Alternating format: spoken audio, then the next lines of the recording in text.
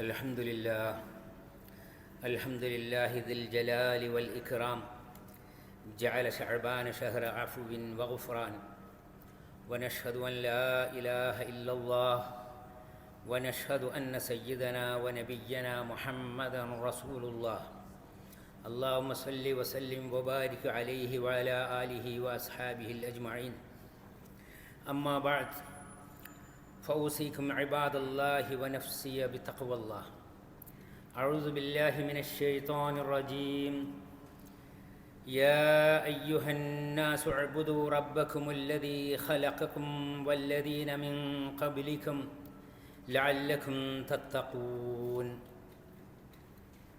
സ്നേഹമുള്ള സത്യവിശ്വാസികളായ സഹോദരങ്ങളെ, സൃഷ്ടാവും രക്ഷകനും കാരുണ്യവാനുമായ റബ്ബ് തമ്പുരാൻ്റെ വിധിവിലക്കുകൾ മനസ്സിലാക്കി അത് ജീവിതത്തിൽ പാലിക്കുന്ന അവൻ്റെ ഇഷ്ടദാസന്മാരായി എല്ലാ ദോഷങ്ങളിൽ നിന്നും വിട്ടുനിൽക്കുന്ന ധർമ്മനിഷ്ഠയുള്ള മുത്തഖികളായി അങ്ങനെ നല്ല മനുഷ്യന്മാരായി തീരാൻ പരിശ്രമിക്കണമെന്ന് എന്നോടും ശേഷം നിങ്ങളോടും ഉണർത്തുകയാണ്. പിന്നെയും ഒരു ജുമാ ദിവസം നമുക്ക് വന്നു കിട്ടിയിരിക്കുന്നു. അള്ളാഹുവിൻ്റെ മഹത്തായ ഔദാര്യം കൊണ്ട് അതിൻ്റെ എല്ലാ ഖൈറുകളും ലഭിക്കുന്ന ഭാഗ്യവാന്മാരിൽ അവൻ നമ്മെ ചേർക്കുമാറാവട്ടെ. നമ്മളിൽ നിന്ന് വന്നു പോകുന്ന കുറവുകൾ പിഴവുകളെല്ലാം അവൻ പുറത്തു മാപ്പാക്കി തരുമാറാവട്ടെ. നമ്മൾ ഹിജ്റ വർഷത്തിലെ ഷഅബാൻ മാസത്തിലാണുള്ളത്. 8ാമത്തെ മാസം. അത് കഴിഞ്ഞാൽ പിന്നെ റമളാനാണ്. സത്യവിശ്വാസികളുടെ മനസ്സ് വല്ലാത്ത പൂതി വെച്ച് കാത്തിരിക്കുന്ന പുണ്യമാസം.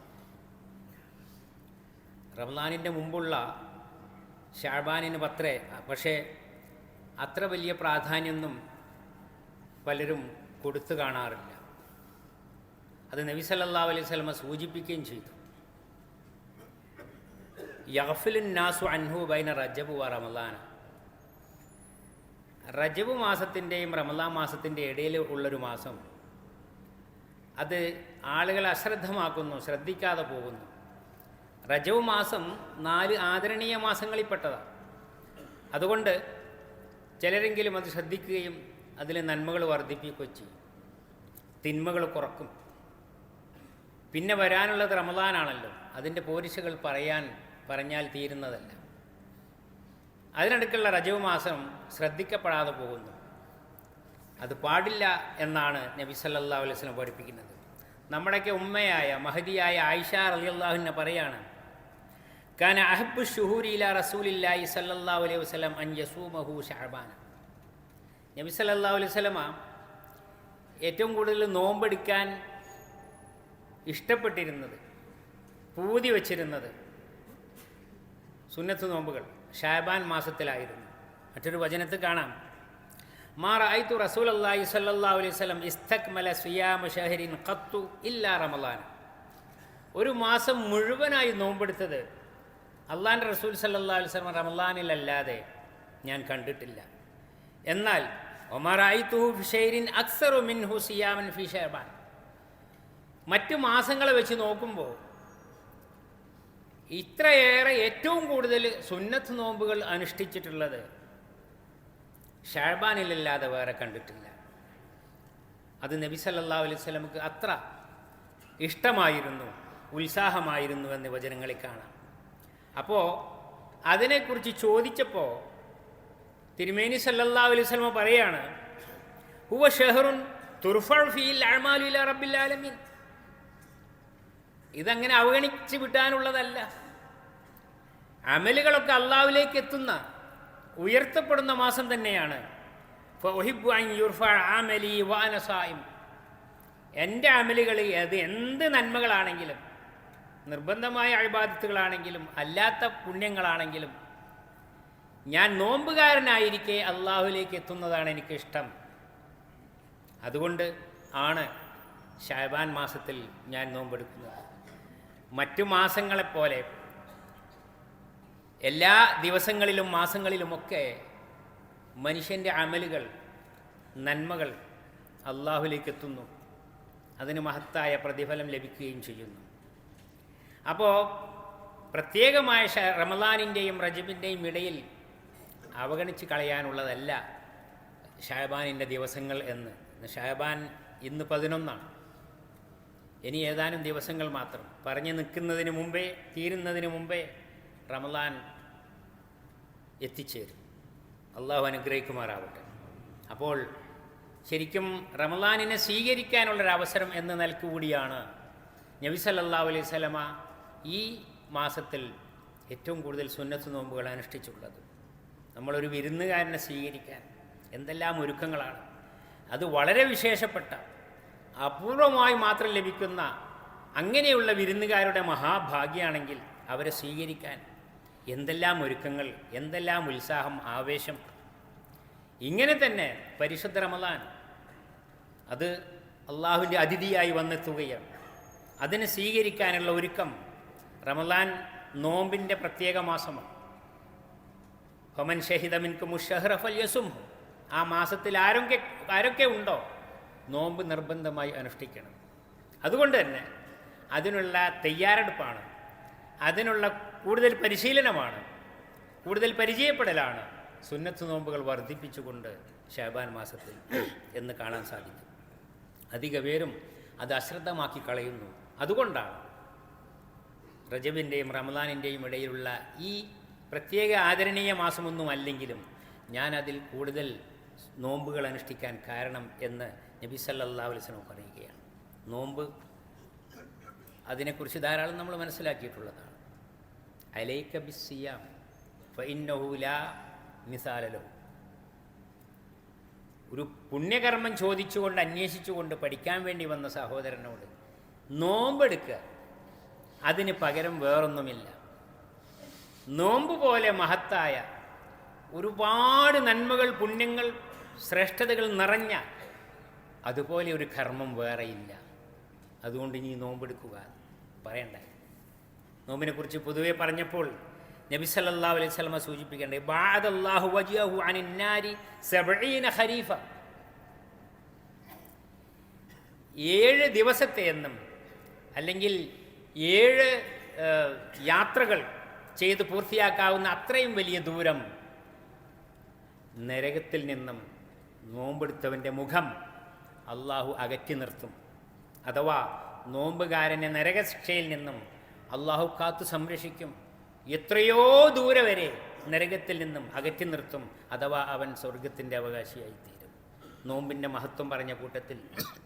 അപ്പോൾ അത് റമദാനിലെ ഫർളായ നോമ്പ് മാത്രമല്ല, സുന്നത്ത് നോമ്പുകളും. അതുകൊണ്ട് ശഅബാൻ മാസത്തെ സ്വീകരിക്കുക, അതിൻ്റെ ദിവസങ്ങളെ ആചരിക്കുക, സുന്നത്ത് നോമ്പുകൾ വർദ്ധിപ്പിക്കുക, മറ്റ് നന്മകളെല്ലാം ഈ മാസത്തിൽ വർദ്ധിപ്പിക്കേണ്ടതാണ്. നബി സല്ലല്ലാഹു അലൈഹി വസല്ലം ഖുർആൻ പാരായണം ചെയ്യുന്നതിനെക്കുറിച്ചും പറയുകയുണ്ടായി. മഹാന്മാരുടെ വചനങ്ങളിൽ കാണാം ഷഹ്റു ശഅബാന ഷഹ്റുൽ ഖുറാ. ശഅബാൻ മാസം ഖുർആൻ പാരായണം ചെയ്യുന്നവരുടെ മാസമാണ്.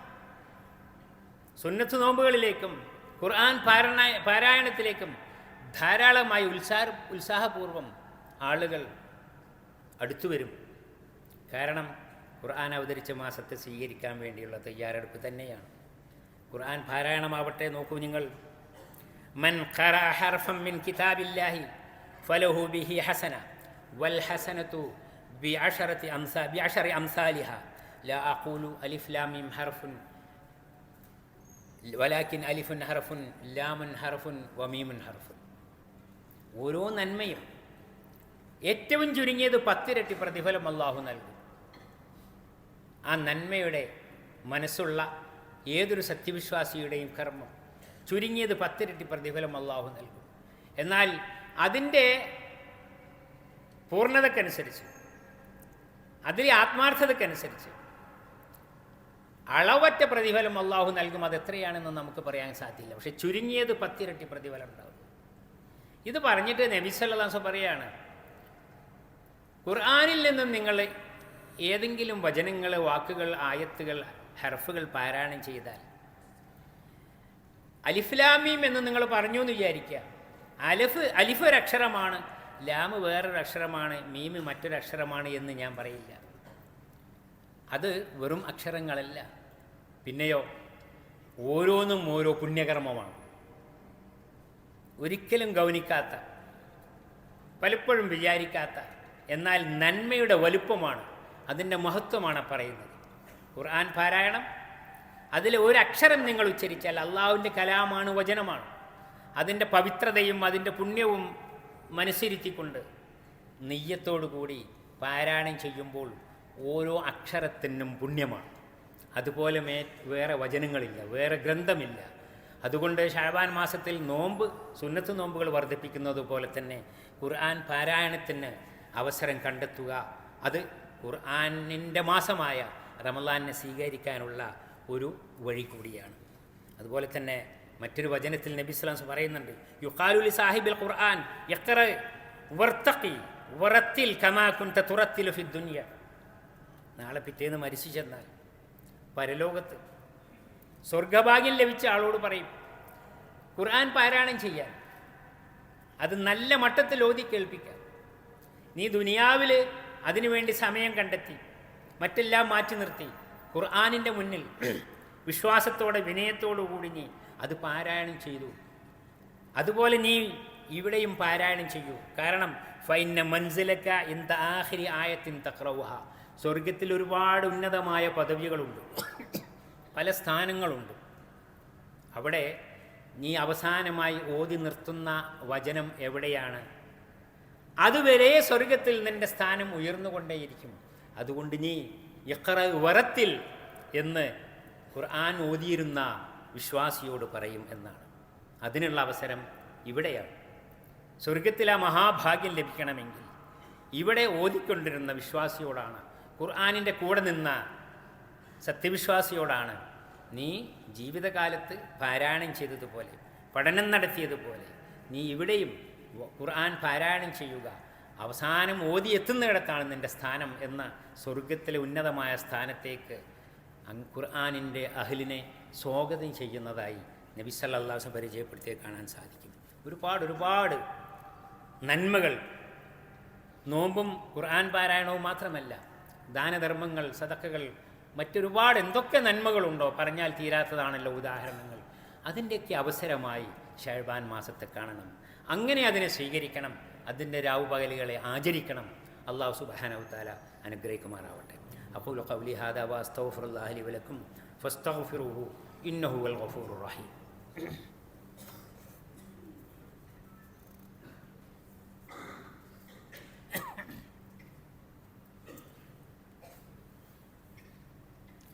അൽഹംദുലില്ലാഹ് അല്ലദീ ഹദാനാ ലിഹാദാ വമാ കുന്നാ ലിനഹ്തദിയ ലൗലാ അൻ ഹദാനല്ലാഹ്. അസ്സലാത്തു വസ്സലാമു അലാ റസൂലിൽ അമീൻ വൽ ആഖിബത്തു ലിൽ മുത്തഖീൻ. ഇബാദല്ലാഹ് ഊസീകും സാനിയം വ ഇയ്യായ ബിത്തഖ്വല്ലാഹ്. പ്രിയപ്പെട്ടവരെ, ഒരിക്കൽ കൂടി എല്ലാം കാണുന്ന, അറിയുന്ന, ജന്മവും ജീവിതവും എല്ലാം നൽകി അനുഗ്രഹിച്ചിട്ടുള്ള റബ്ബ് തമ്പുരാൻ്റെ മുന്നിൽ ധിക്കാരികളും അനുസരണക്കേട് കാണിക്കുന്നവരും കുറ്റകൃത്യങ്ങൾ ചെയ്യുന്നവരുമായി തോറ്റുപോകരുത്. അള്ളാൻ്റെ തൃപ്തിയും സന്തോഷമുള്ള നന്മകളിൽ നിരതമാവുക, തിന്മകളിൽ നിന്ന് വിട്ടുനിൽക്കുക. അതാണ് തഖ്വ. മുത്തഖികളായി തീരാൻ ശ്രമിക്കുക. അള്ളാഹു അനുഗ്രഹിക്കുമാറാവട്ടെ. നബി കരീം സല്ലല്ലാഹു അലൈഹി വസല്ലം പറയുകയാണ്, തൂബാ ലിമൻ വുജിദ ഫീ സഹീഫതിഹി ഇസ്തിഗ്ഫാറൻ കസീറ. സന്തോഷവും വിജയം നേരുകയാണ്, മംഗളം നേരുകയാണ്. ആർക്ക്? പരലോകത്ത് അള്ളാഹുവിൻ്റെ വിചാരണയും വിധിയും ഒക്കെ കഴിഞ്ഞ് ആ നേരത്ത് കയ്യിൽ തൻ്റെ ഏടുകൾ കിട്ടും. ജീവിതകാലത്തെ മുഴുവൻ രേഖപ്പെടുത്തിയ ഫയല്. അതിൽ ഇസ്തിഗ്ഫാറിൻ്റെ സ്ഥാനം ധാരാളമായി കണ്ടെത്തിയവന് ഞാൻ വിജയം നേരുന്നു. അന്ന് അവിടുന്ന് അസ്തഗ്ഫിറുല്ലാഹ് പറയാലല്ല, ഇന്ന് ഇവിടെ ജീവിതത്തിൽ ഓരോ നേരവും ഓരോ കാര്യവും പൂർണ്ണമായ അർത്ഥത്തിൽ, തീർത്തും കുറ്റമായ രൂപത്തിൽ നിർവഹിക്കാൻ പലർക്കും സാധിച്ചു കൊള്ളണമെന്നില്ല. പോരായ്മകൾ. കുല്ലു ബിനി ആദം ഖത്താഊൻ വ ഖൈറുൽ ഖത്താഈന തവ്വാബൂൻ. ആദമിൻ്റെ മക്കളായ മുഴുവൻ ആത്മീകളും തെറ്റുപറ്റിപ്പോകുന്നവരാണ്. എന്താണ് അതിന് പരിഹാരം? വ ഖൈറുൽ ഖത്താഈന തവ്വാബൂൻ. അങ്ങനെ തെറ്റുപറ്റിപ്പോകുമ്പോൾ അതിനെക്കുറിച്ചുള്ളൊരു വീണ്ടുവിചാരം ഉണ്ടാകുക, കുറ്റബോധമുണ്ടാവുക, ഖേദമുണ്ടാവുക, അള്ളാഹുവിനോട് മാപ്പാക്കണമേ, പുറത്തു തരണമേ പ്രാർത്ഥിക്കുക. അസ്തഗ്ഫിറുല്ലാഹ്. അങ്ങനെ ഇസ്തിഗ്ഫാർ വർദ്ധിപ്പിക്കുക.